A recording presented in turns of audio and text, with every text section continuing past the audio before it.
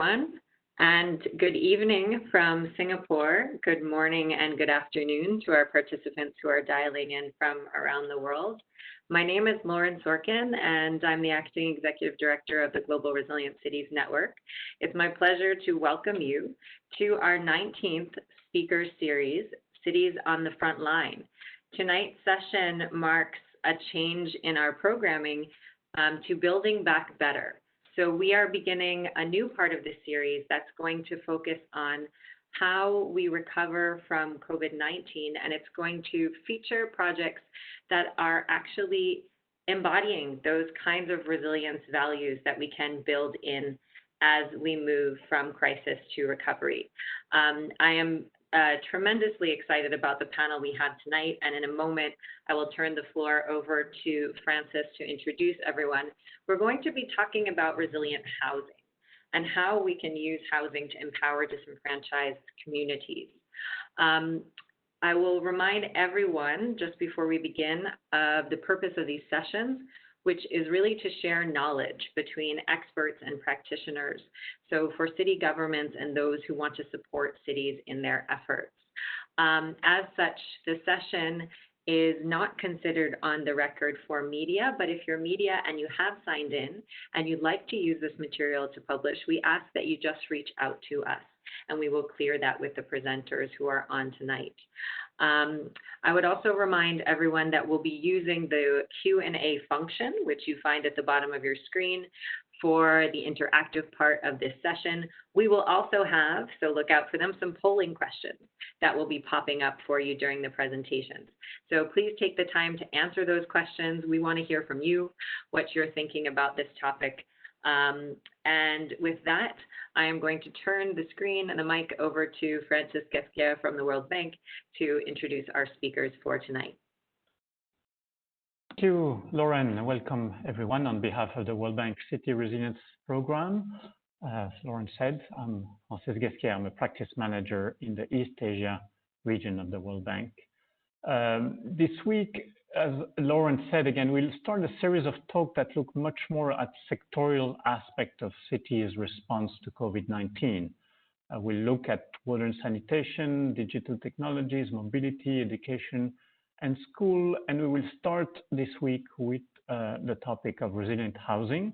We have two fantastic speakers to cover the topic. In fact, I could not think of anyone better than Elizabeth Hausler to start today. She's the founder of and CEO of Build Change, and really a reference on resilient building and post-disaster reconstruction. She has titled her presentation, Resilient Housing for Resilient Cities, How Housing Has Built Back Better Around the World.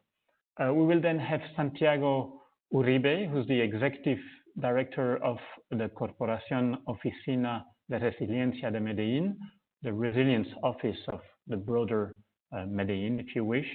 And by the way, he has previously served 6 years as a Chief Resilience Officer of the city of Medellin, so he probably knows what he's talking about. He will take us through Medellin's journey in building resilient housing in the city. After Elizabeth and Santiago, we will have remarks from Luis Triveño, who's actually leading a small group at the World Bank, a group of experts who's looking at resilient housing. And he'll probably tell us a little bit about lessons drawn from work in Colombia in general, not just in Medellin, based on what he hears from the two other speakers. Altogether, this should take about 40-45 minutes. Hopefully, we'll have 15-20 minutes for questions.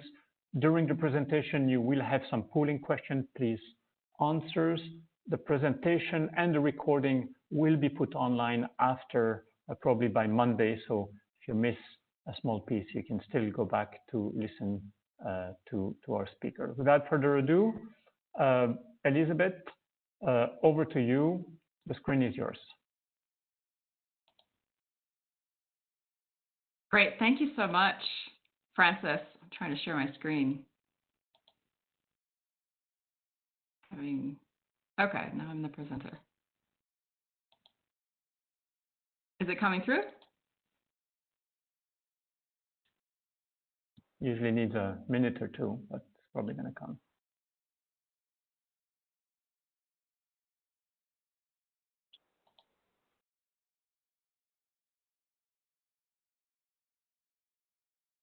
Are you seeing my? We're not seeing your slides just yet. Okay. Now we're seeing you.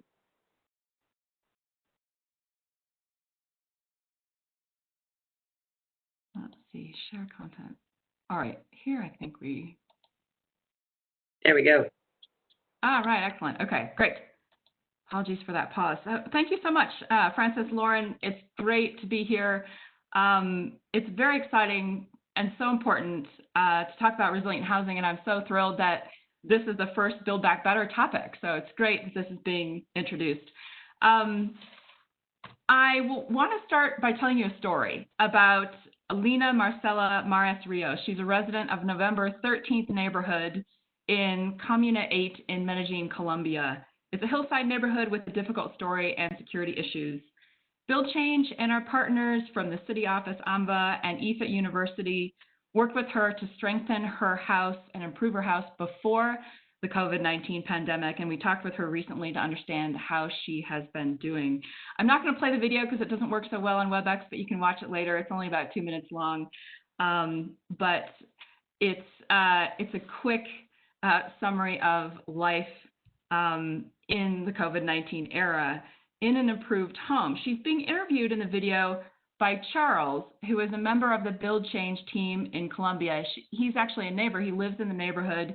He's a Colombian engineer who completed his engineering studies while working with us. And he asks her how she's been doing, been feeling since the pandemic started. And she talks about feeling insecure, but she would have been feeling more insecure had her home not been improved. And he asks her what was done to your home. And she talks about resilience in different ways. It's interesting to hear what she thinks is important about what makes her home resilient: a better kitchen, an improved toilet, bars on the windows for security, and plaster on the walls for better finishings. And it's typical of what we see from homeowners around the world who are living in vulnerable housing and what means better safety and security. The video also covers a lot of ground in terms of structural retrofit. Here's a view of the house under construction. What doesn't come through so much is the structural retrofit that was implemented on her home, adding additional walls interior on the building has a sort of a dual purpose. It not only improves the ability of a building to withstand an earthquake, but it also creates better interior living space. Fortunately, none of Lina's family members have been ill from COVID-19, but had they been, there would have been separate rooms to separate sick from well. So Lina is also typical of so many homeowners that we see around the world because she conveys a certain level of uncertainty now with COVID-19. She's unemployed, but then she also conveys an optimism or an opportunity for growth. Charles asks her what she wants to do next, and she wants to add a second story to her building. So there is an enthusiasm there for, again, for an opportunity to grow. So there's so many different elements of resilient housing conveyed in just this short 2-minute video, everything from security to better kitchens and toilets, to earthquake safety, to light and ventilation, to opportunity to expand and grow in the future. What also makes this video typical is that Lina is a woman. She's a woman head of household, looking out for her family's interests and her safety. And time and again, we find this around the world, that we are most often engaging with women head of households as they tend to prioritize and invest in the safety of their home and their family. So women are leading the charge on better housing. So once again, I'm very pleased and honored to be leading this very important conversation topic. So COVID-19 has brought with it or exacerbated the global housing crisis, and it is doing so in waves. So the first wave disproportionately affected people who were living or had limited choices in terms of housing, folks living in prisons, in nursing homes with multiple family members, migrant labor barracks.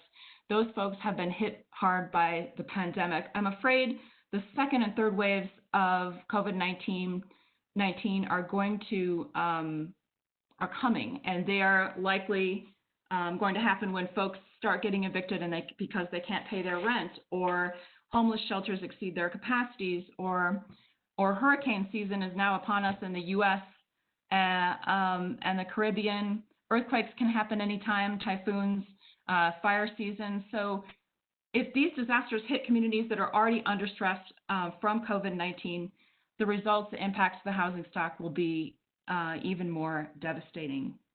But we have an opportunity now to both build back better and to build better before the next disaster, because we have shown, and we're continuing to show, that it is possible to make existing housing safer and to improve the quality of life. So now is the time to make this link between better housing and better health, running water for washing hands and cooking, a safe place to study and work, separate rooms for healthy and well, and of course, protection from earthquakes and hurricanes.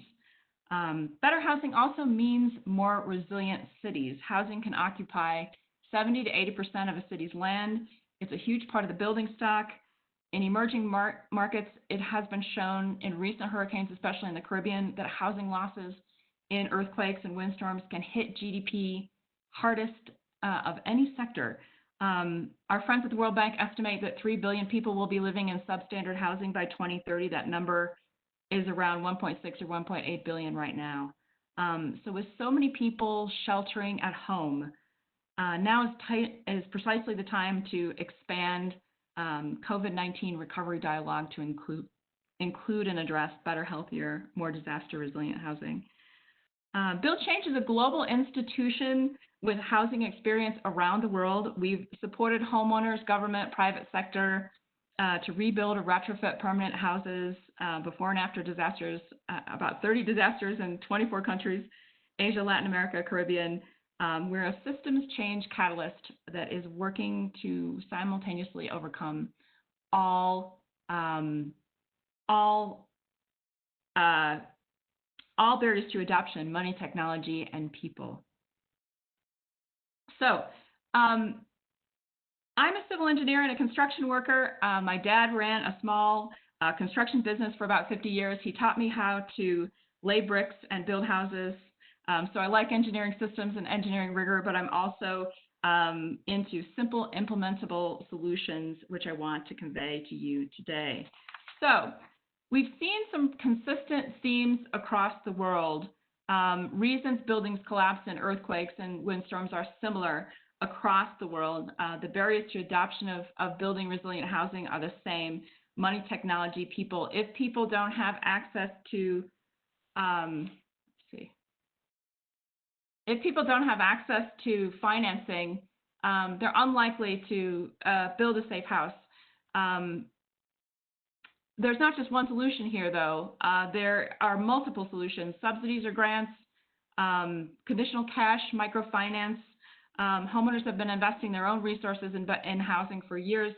But if the money isn't there, it's difficult to move from vulnerable to safe. So we have to overcome this barrier to adoption, access to financing. People and political will. Someone has to want the house to be safe. Homeowners lead from the bottom up, so we enable homeowners and understand what works for them on the ground, like Lena, and then take those lessons up into the top into policy changes. So one of the things we learned in Colombia was there was a sort of a conflict between the subsidies. Homeowners had to choose between kitchen and toilet improvements or structural improvements. And so bundling these subsidies and being able to use them as incentives is the right way to go. So these things we learn on the ground through innovation can then be taken up to policy change that can result in change at scale. So, but that political will and the homeowner's motivation has to be there in order for us to shift the housing stock from vulnerable to safe. And third, technology underpins it all. Better technology for design and construction, for information collection, for assessment. This has to be part of the process as well. So we have found, in order to in order to achieve resilient housing, we have to simultaneously overcome all three of these barriers to change. So here's the first polling question coming up now, which is, what is your city's housing superpower? So no doubt all of the city representatives on this call are working on housing in one form or another. So tell us, what is your city's resilient housing superpower? Is it that your city is building new social housing? Is it that your city is improving zoning regulations? Is it that your city is reducing homelessness? Tell us, what is your city's superpower? All right. So let's head to the other side of the Pacific Ocean, to the Philippines. The Philippines is one of the most disaster-prone countries in the world. Earthquakes, typhoons, floods, volcanic eruptions, you name it. But the country and the city, Manila, has a high level of disaster awareness and preparedness, and a proactive government in that way. It is this month, Disaster Resilience Month, here in July. Build Change Philippines, as well as other organizations, have a program. We've launched Disaster Prevention Through Resilient Housing. It's an awareness campaign. Please join us and add your voice on what means resilient housing, what is safe housing, on our Build Change Philippines Facebook page. This is an important moment in the Philippines in terms of awareness about disaster prevention. So also, the Department of Human Settlements and Urban Development in the Philippines is working on a 20-year housing plan. But so far, there is no public subsidy program for improving existing homes. So unlike Colombia, where there is a government subsidy available for homeowners to improve their homes, Philippines doesn't have such a thing at the moment. So we've turned to the private sector there in looking at how do we enable homeowners to access financing. And we've identified this as a key constraint for homeowners to strengthen their existing homes. And 87% of microfinance clients who are currently microfinance clients actually want loans to retrofit their homes. So we tried this out, asking ourselves the question, would homeowners actually use microfinance to strengthen an existing building? And it turns out the answer is yes. There are folks living in informal neighborhoods in Manila and other parts of the Philippines that will engage in a microfinance lending product to improve their homes. But again, we can't just advocate for disaster resistance. It has to be a bundled product that includes everything that is important to the homeowner to improve their daily lives, improving their building to withstand earthquakes and hurricanes, yes, but also improving kitchens and toilets. And in this case, this homeowner was very keen to add a second story for growth and expansion. We're finding many homeowners are motivated to strengthen and improve their building if they can expand for space for their families or to create rental income. This also creates more housing units and a better situation for all involved.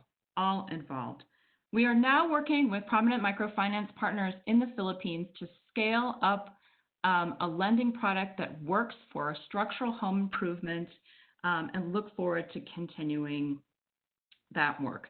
So who needs to be in this dialogue? We know that women and children are disproportionately affected by losing their home in disasters. We also know, we found in our markets that women are often running home businesses out of their homes. We know that women, in our experience, are investing more in resilient housing. Most of our loan recipients are women, and we've shown that women can add value to all parts of the construction value chain.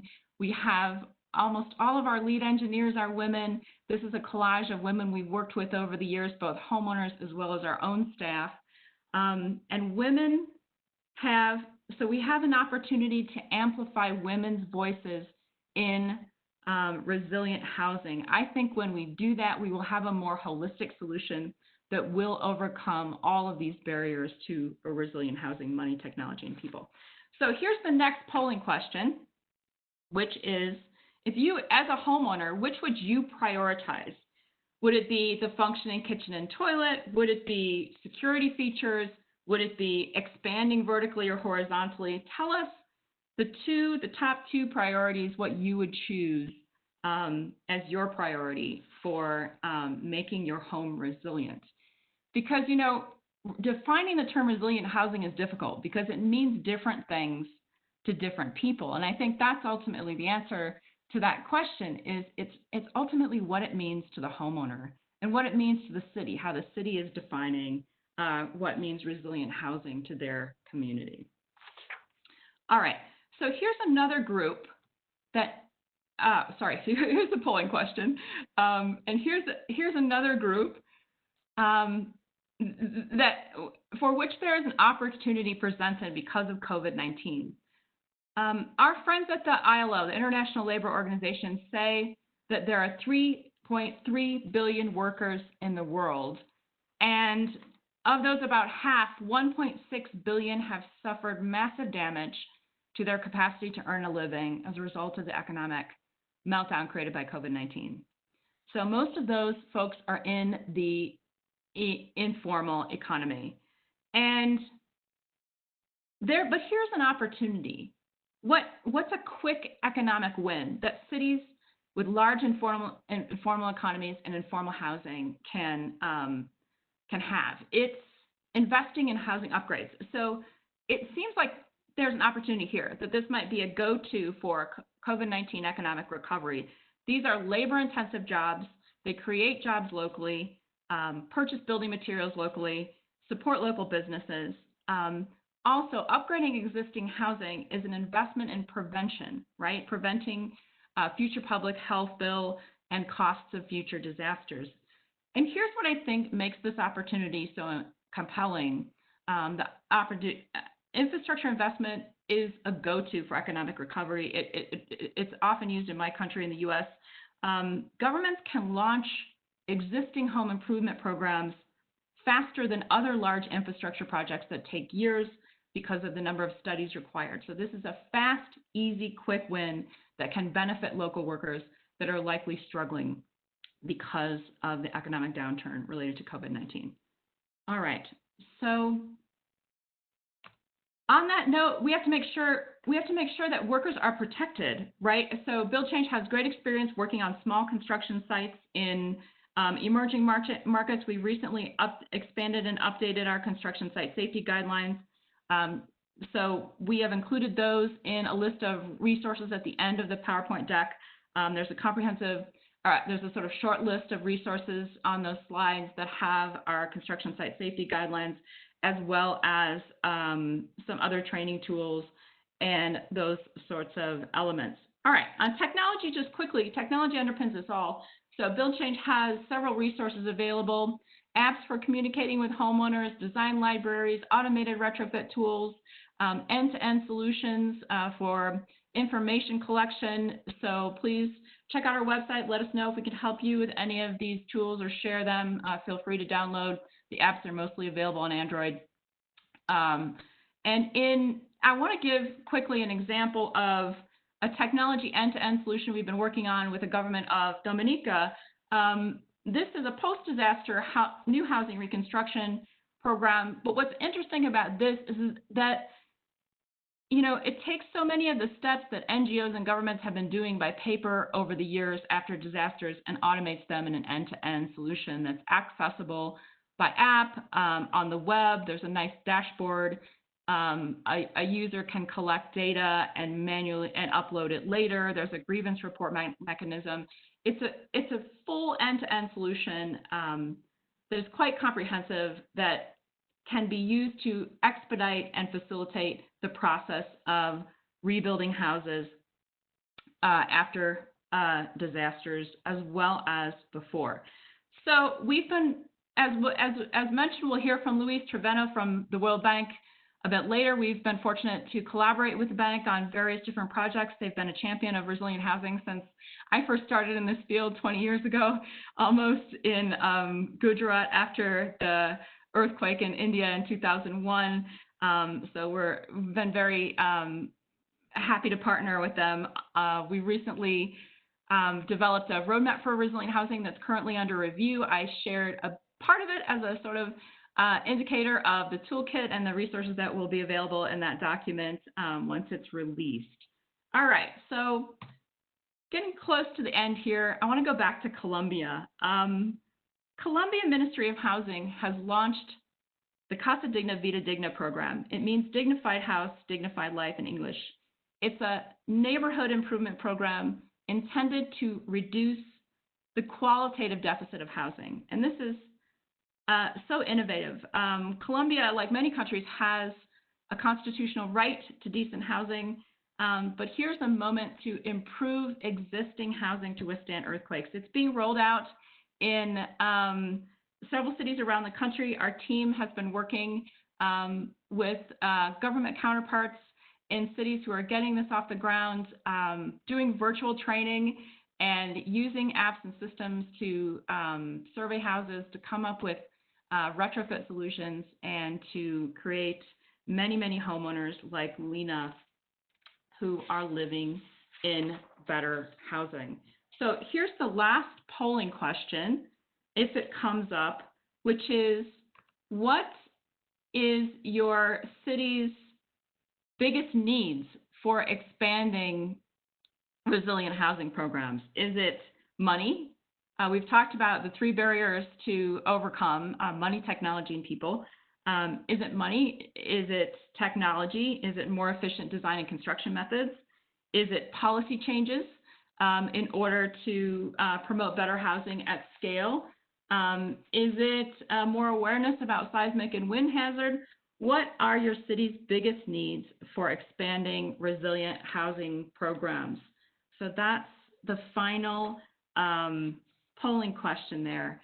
So as I wrap up here, I just want to say thank you very much to Lauren and Francis and the Global Resilient Cities Network and the World Bank for engaging on this very important topic. There are a couple of slides here with references here, links, and we're happy to receive any inquiries, questions, take a look at those links. I'm very pleased to hand over to our colleague, our long-term colleague and friend, Santiago Uribe. We've been working with him since the early days of 100 Resilient Cities, when we were connected with Santiago in Medellin. Medellin is an innovative city in so many different ways, and they are in many ways leading the charge on strengthening existing housing. So thanks very much. I'll hand over the mic now.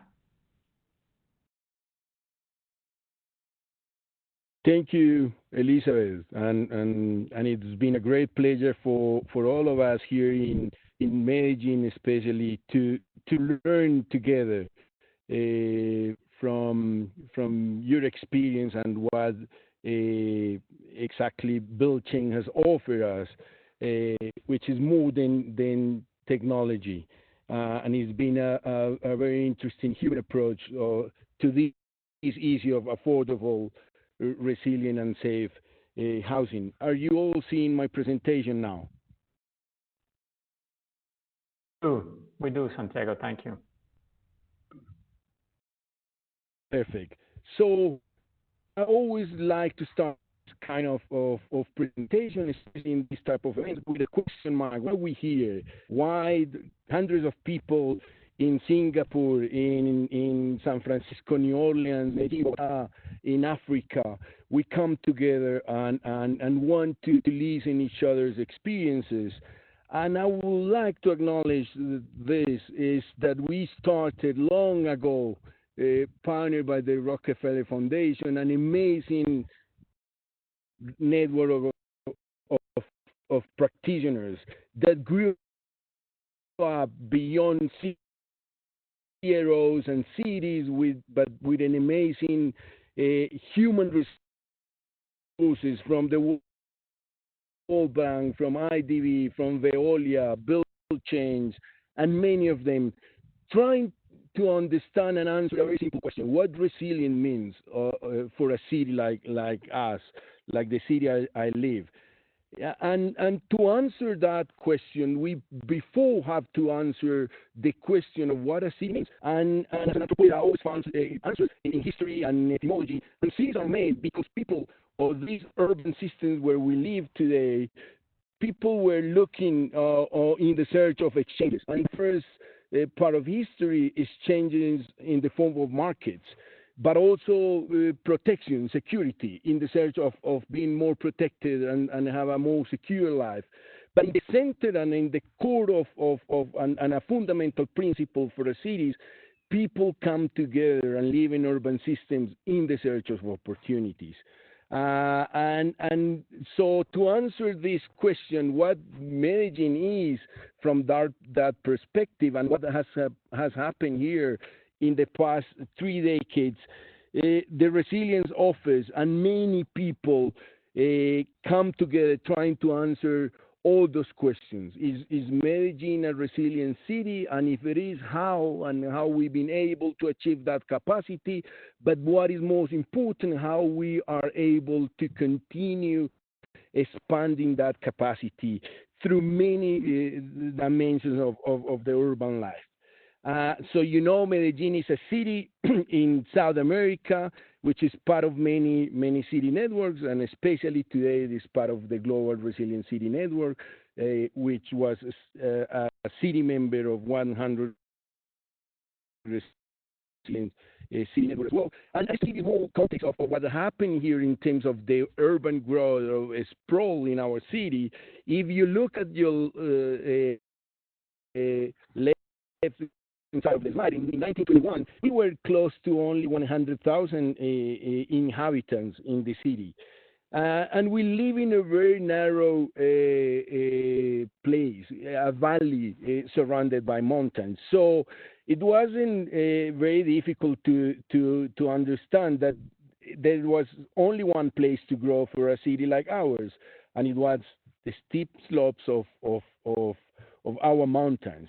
And today, a great percentage of our inhabitants live in informal settlements in many difficult conditions and under many hazards and vulnerabilities, and I'm going to show you with some indicators right now.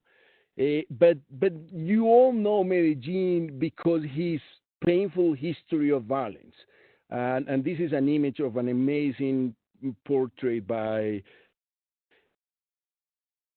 Fernando Otero, a very well-known artist of our city, of Afuang Home, that express how violence really pull apart not only bodies and houses, but an entire society. But what happened in our city that after 3 decades was able to turn that history and of being of the most dangerous city in the world in 1991 to become as an example and a reference for social innovation.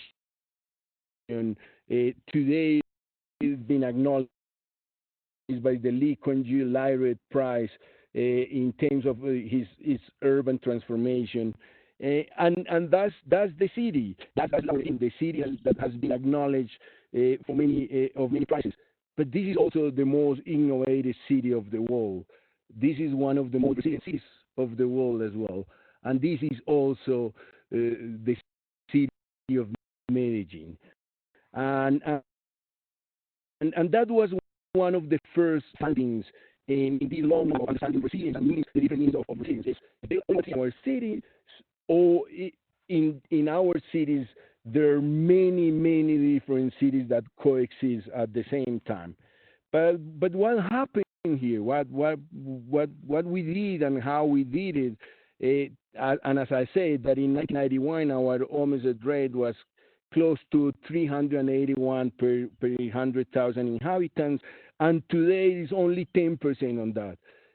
But that 10% is still very painful for all of us because every life counts, and every single life of our citizens is important and counts because it's not only a promise for change, but it's also a human heritage. We as a humanity have put a lot of resources and energy and efforts to bring those lives, yours, mine, and everyone's life, today.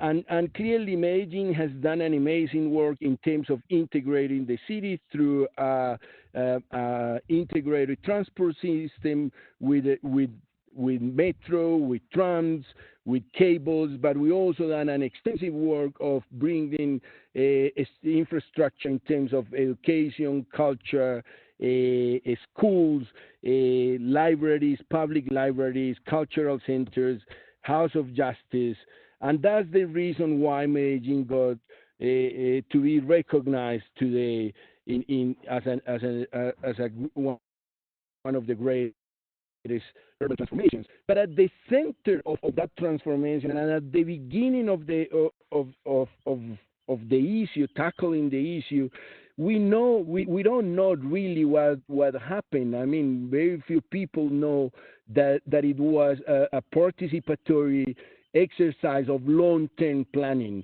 called roundtables on alternative future. People in every single neighborhood, in every comuna, like those in 13th of November, in 1991, they were sitting together talking about what kind of future city we wanted to build. And the principle was very simple. Perhaps we wouldn't be able to agree on the past and what happened to us, but what if we agree on the future city we wanted? And for 4 years, the entire city sat around round tables discussing the future. And guess what? People, when people and communities were asked what peace and building a culture of culture peace was and what was the meaning for all of them, these were the topics: education, mobility, sport, recreation, jobs, but housing was at the center of the discussions. And if any of you have the opportunity to come back to Medellin in the near future, we will be very happy to show you those manuscripts of every single neighborhood discussing in those round tables what housing means in terms of building a culture of peace in Medellin and social inclusion. So after analyzing our reality from different indicators and dimensions, clearly what we're seeing is this is a tale of two cities. A formal city that has grown, that has changed, but also an informal city that continues grows organically due to the human resources and the amazing work of different communities and civil society organizations. And I would like to talk about housing, because normally when we talk about housing or a house, we look at the object, but we don't look at the many different dimensions, and I'm only bringing two of them to this sort of seminar. First, a house is an asset for social capital. That's how, and especially informal dealers and people who live in informal settlements, really trying to build up savings and an entire economic system for the future of their families. And that's the reason why when Elisa was asking on the poll questions what people want to invest, many of them want to continue developing the house, not because they want it, but because the family is growing and is the only chance to continue strengthen that social capital for those families. But also, housing is a driver for social change. And I will try to explain that. And that's the reason why resilient, safe, inclusive, and affordable housing is so important, and all those policies are so important for a city like ours. And this is a house today in Medellin. This is a house in one of the comunas where people running away from violence and conflicts in rural areas settle down in the outskirts of our city. That's how the cities start to develop. That's how a family settle down in our cities in starting an informal process and an organic process of growth. And the challenge today, and you know, because the World Bank, McKinsey, and many of those great institutions have really done an amazing work on trying to figure out the dimension of the challenges. 96 million urban households are financially overstretched today, and 235 million urban households live in substandard housing. And the numbers are very clear. By 2025 and 2013 and 2050, these numbers will grow, and a great percentage of our world population will live suffering, not living in a safe, resilient, inclusive and resilient house. That's due because today 73% of our people live in cities, and more are coming to our cities in the search of those opportunities and in the search of exchanges, markets, and safe and security. Close to 1 billion people today live in slums, and Medellin, that is the picture of Medellin, is not an exemption. And I think for cities in Latin America, Africa, Asia as well, this is one of the major challenges that we're facing today, and that's why housing is so important. We've seen this already. We've seen this, and this is one of the first figures that Build Change brought us when we started the work with Build Change. They said we have to really measure in terms of the GDP what is the risk of those informal houses. If an earthquake happens, how much Medellin will lose. And this is from the economical perspective.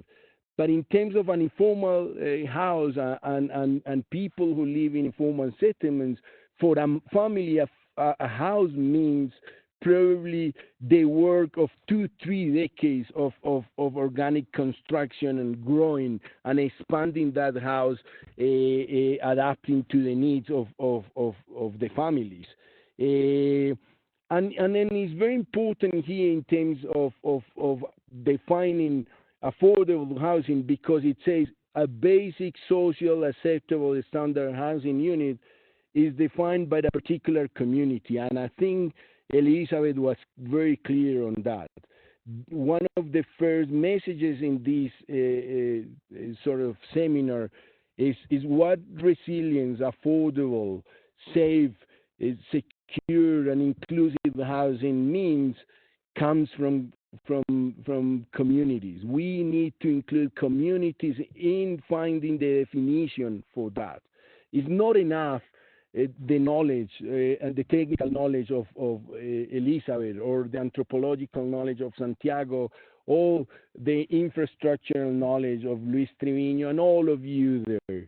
We need to really include peoples and communities in the definition of the issue, and really in the understanding of the challenge, because it's one of the greatest challenges today. If we really want to build inclusive and resilient cities, we need to solve the issue of housing. And I'm sure you all seen this picture, and I want to explain why housing is a key element to solve this issue. And why COVID-19 is so dangerous and powerful, because a pandemic attacks the fundamental cell of urban system, which is people. Cities are not buildings or roads or infrastructure, but the fundamental principle of urban systems is people. And the dangers of COVID-19 is not only that attacks people, but we are the vehicle, we are the transporters, we contact people by sitting and talking, by socializing. And on the other hand, climate change will really disrupt our entire planet, our home, our common home. But in the middle, housing as a social asset, as a driver of social change, is our vehicle really to to tackle many social, economical issues that we face in cities, because housing and houses are the way of how families and communities put roots in our own and gives meanings to our own urban systems, and that's why it's so powerful. So just to wrap up, one of the main messages here, and this is from McKinsey as well, standard approaches won't give us more than a standard solutions. We need to look in a more with more ways to solve this issue, and perhaps what we need is trying to understand how informal settlements and how those families have the human resources and the energy to really come together and be part of the solution, but not just part of a problem that we face today. In the other hand, we need to find new ways of designing and co-producing affordable, safe, and inclusive housing solutions. There is no ways that a municipality, that a major will be able, from the economic and financial perspective, to be able to solve an issue like the one we're facing today. And we need community engagement and participation, an active community engagement and participation in designing those solutions. So the message here is we're looking for an alternative model of co-production, affordable, safe, and resilient housing. And that's the reason why build change approach has been so important in our city. Not only because it brings new technologies and new ways of retrofitting houses, but because acknowledge the history and the organic process that took place on those communities in those specific houses, and includes people as a part of the solution and not just as a receiver of a public policy. And I think that's one of the main lessons that we have learned in terms of the Medellin experience. The decision must be made at the local level, and it has to be put together, constructed, discussed, debate with communities, and they have to participate because they have the energy, the resources, and they will be really the only ones with the full power to transform their realities. They need a technical assessment. They need some help. But what we need now is to understand that we're not fighting informality, that we're trying to engage with informal settlements and bring their energy to transform our cities and become more safe, resilient, and inclusive cities.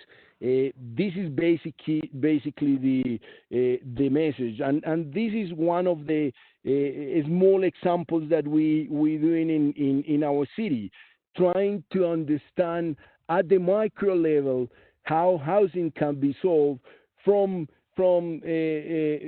informal settlements, and how those pooling schemes of informal houses coming together and being part of a small urban renovation can really help us to perhaps to face this challenge with a more structural solution than house by house, because it's not going to be enough for all of us, and it will continue growing in the next years.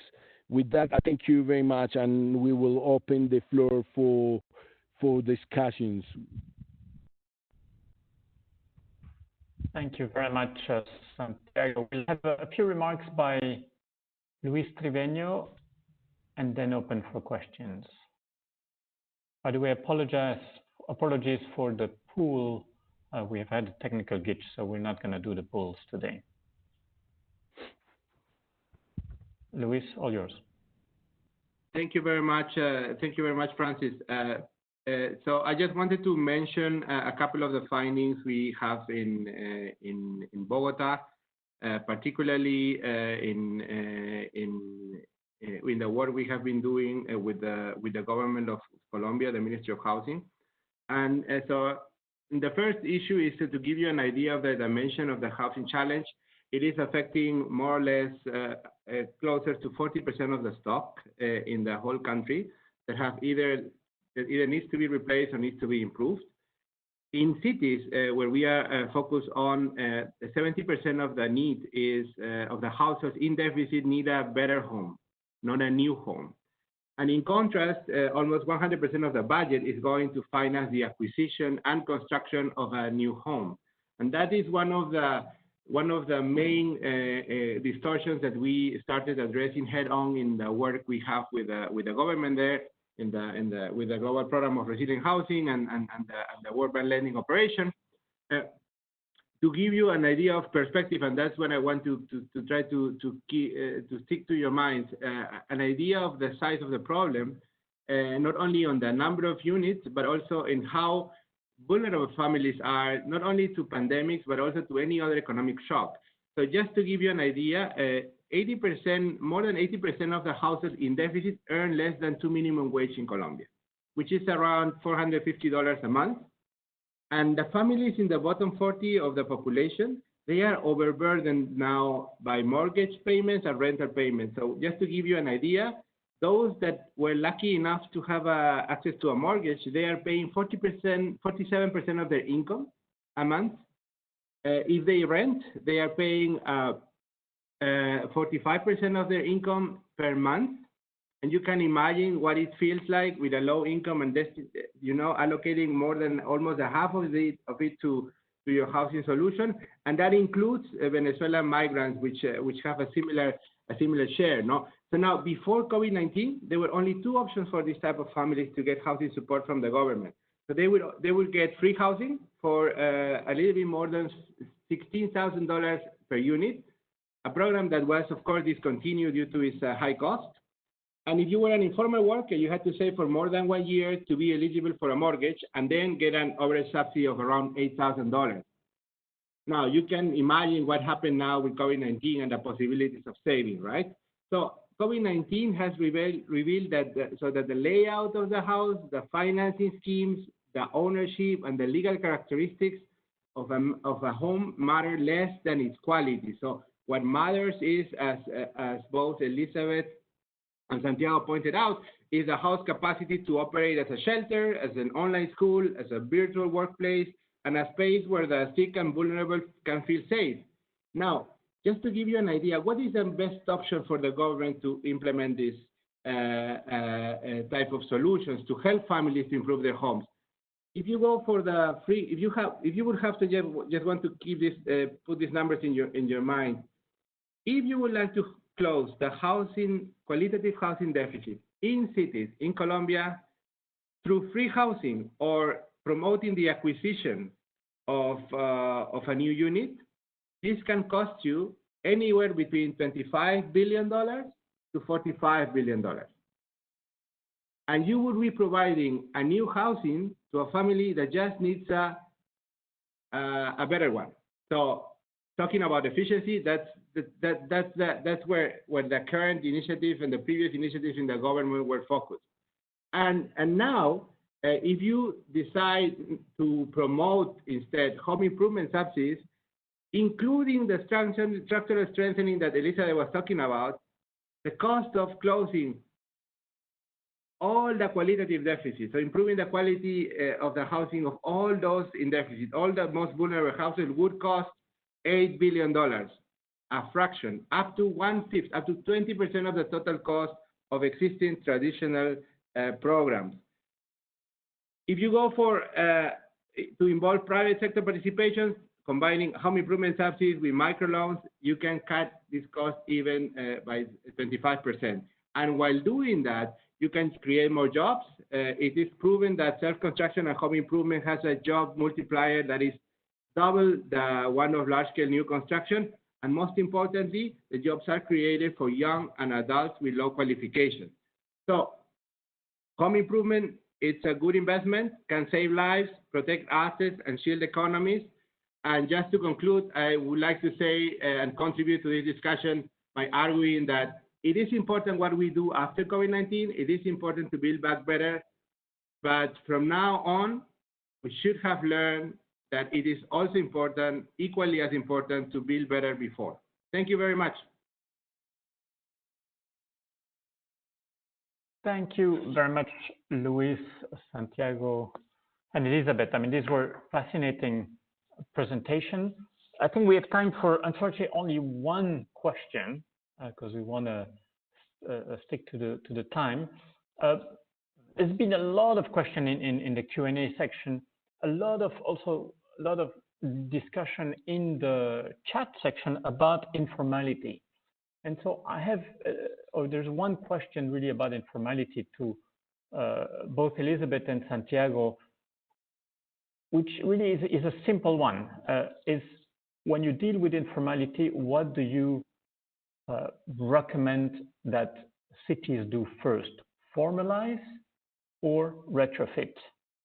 And linked to this, have you observed any large programs around the world? Can you name any large program that people can look at so that, because we don't have that much time, they can try to explore possible solutions. So maybe we'll start with you, Elizabeth, and then move to Santi. And we have basically 5 minutes, so if you could have a very quick answer on these questions. Thank you very much. Yeah, that's a great question. And absolutely, if there are severe informality issues that need to be dealt with, those in some ways have to be dealt with first. Especially, we've encountered people who are living on very marginal, very dangerous lands, people who are living in riverbeds and storm surge areas and those sorts of areas. Those are not good candidates for strengthening the building. Relocation, other solutions need to be made available for those families, no doubt. We have found, though, when we're in our work, we have, again, sort of deferred to the community in terms of what level of informality it has been accepted and what level of understanding of land tenure has already been accepted. Time and again over the years, Build Change has deferred to the community to tell us if they agree that these people have rights to the land. And if the community has been comfortable and if there's enough of that recognition, then we feel that that is enough for us to go forward and enable people to improve their kitchens and toilets, strengthen their building, add their second story. So I'm not an expert on land tenure, but I have, again, this sort of feeling that it's up to the community and the neighborhood to make that recommendation and that decision to go forward. Thank you, Elizabeth. Santiago, any particular view on how you deal with this issue in Medellin? Yes, and I will do it quickly with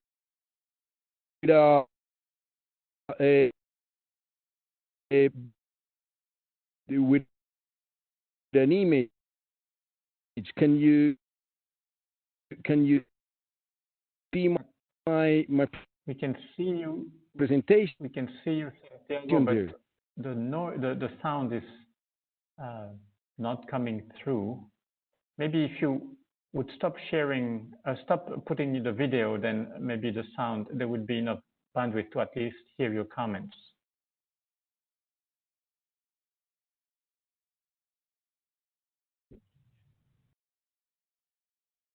Yes. Now it works very well. You hear me now? Yes, go ahead, Santi. Hello? Now we can hear you very well. Perfect. So let me show you. Yeah. We've lost you again. Let me show you a very graphic way of how. Sorry, are you? I can't hear very well.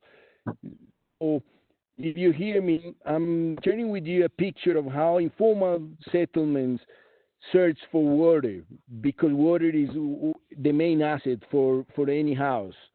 And we've been approached by the utility company trying to find and solve these issues. And we tell them, what if we help people, informal settlements, to connect informally but with technology? And this is what has happened. This is what happened later on. I don't know if you can see. I think the internet is not working well. But we started a community of practice helped by the utility company who came together and said, I teach you how to connect informally to our main pipe. And we then don't lose water, and we have a much better connection. And later on, this could be the building block for building trust and confidence with communities trying to upgrade informality. So my recommendation is that we really need to take informality as a resource for social change, and we need to work closely with them to transform urban systems and to solve the issues of housing especially. Thank you for that, Santiago. That was a great note to end on, looking at that water connection that people are trying to access, because it just puts in such sharp relief what needs to happen here, which is a much deeper and longer conversation. In fact, there's been an explosion of comments in the chat, people wanting to go deeper, wanting to talk in terms of more specific resilience actions, how they can evolve these projects. And so this is just the beginning of the discussion on building back better. And in fact, next week, we will be looking at water and sanitation projects.